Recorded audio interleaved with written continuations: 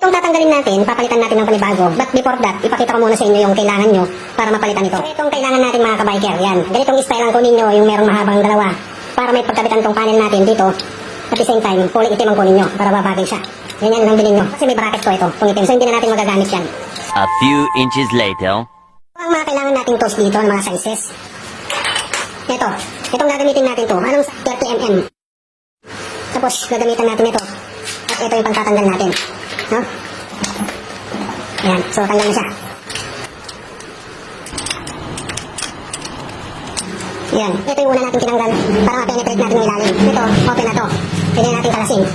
One eternity later. Ayan. So, ganun lang kasimple yung pagtanggal. So, itatabi natin to kasi ito yung stock niya. Huwag niya ibibigay, no? Importante to. So, yan. Ang gagawin natin, siyempre, iangat natin ito, no? Anong paraan? Luluwagan natin dito sa ilalim niya. Luluwagan natin yun. Yan. Kabila. Hanggang naging dalawang tornilyo. Kasi babaw ng tinidor niya. Dito na, no? Ito. Kailangan nyo pa rin yung adjustable. Ang gagawin nyo, lagay nyo rito sa gitna. No? Kasilahin nyo. 5 minutes later. Ito. So, nahulog kanina. Kabitin natin. So, yan.